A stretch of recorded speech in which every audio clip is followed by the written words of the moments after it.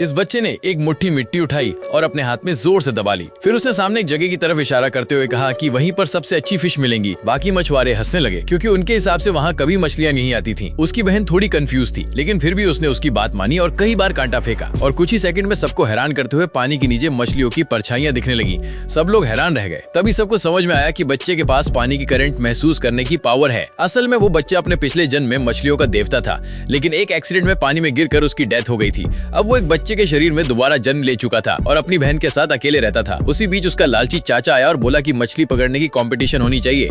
अगर बच्चे हार गए तो पूरी प्रॉपर्टी उसे देनी पड़ेगी। बहन अब और सहन नहीं करना चाहती थी, इसलिए दादाजी ने कंपटीशन रखने का फैसला किया। दोनों चाचा लेक की बेस्ट जगहों पर बैठ गए। सबको लगा कि इन बच्चों के पास कोई चांस नहीं है, लेकिन बच्चा शांत होकर आंखें बंद करता है, सराउंडिंग्स को फील करता है, कुछ शब्द बड़बड़ाता है और अपनी बहन को एक कोने की तरफ इशारा करके कहता है कि वहीं फिश मिलेंगी। सब बड़े लोग हंसते हैं क्योंकि सालों से वहाँ कोई मछली नहीं मिली थी। बहन भी उसे रिमाइंड कराती है कि पापा कहा करते थे कि वहाँ कभी कुछ नहीं आता, लेकिन बच्चा कॉन्फिडेंटली कहता है कि वो पहले की बात थी, आज सब बदल जाएगा।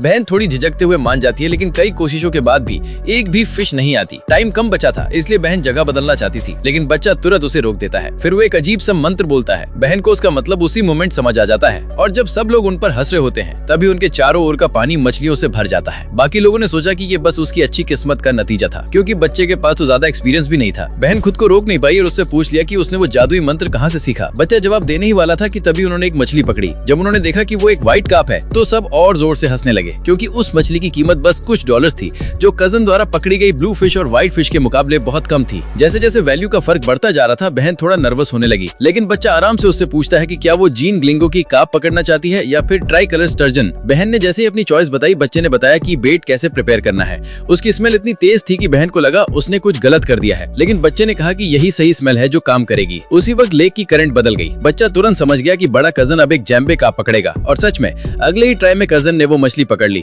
चाचा तो खुशी से पागल हो गया और जीत तय मानते हुए जोर से बोला कि अब भाइयों को अपनी इनहेरिटेंस देनी पड़ेगी। अब सिर्फ 3 मिनट बाकी थे और बहन घबरा गई। बच्चा बोला कि डरने की जरूरत नहीं है। फिर उसने पानी में हाथ डाला और तुरंत कुछ अलग महसूस किया। बाकी लोग तब मजाक उड़ाने लगे जब देखा कि भाई बहन अब जाकर फिशिंग शुरू कर रहे हैं। सब कह रहे थे कि अब बहुत देर हो चुकी है और वो कुछ नहीं कर पाएंगे। आखिरकार कजन ने लेक की सबसे महंगी मछली पकड़ ली थी, लेकिन बच्चा पूरे कॉन्फिडेंस से बोला कि वो ट्राई कलर स्टर्जन पकड़ेगा, जिसकी वैल्यू 100 गुना ज्यादा है, और अगर वो मछली मिल गई तो जीत उनकी होगी। चाचा और भी जोर से हंसने लगा और कहा कि उस लेक से ट्राई कलर स्टर्जन पकड़ना तो इम्पॉसिबल है। बहन के मन में भी डाउट आने लगा, लेकिन बच्चा उसकी आंखों में देखता है और कहता है कि बस भरोसा रखो। अब सिर्फ 1 मिनट बचा था। बच्चा फिर से पानी में हाथ डालता है और उसे इंस्टेंटली पता चल जाता है कि स्टर्जन उनके पास पहुंच गया है। फिर वो ऑर्डर देता है। बहन ने जल्दी से फिशिंग रॉड फेंकी। घड़ी में आखिरी सेकंड्स चल रहे थे और तभी सबको लगा कि पानी में कुछ अजीब हो रहा है।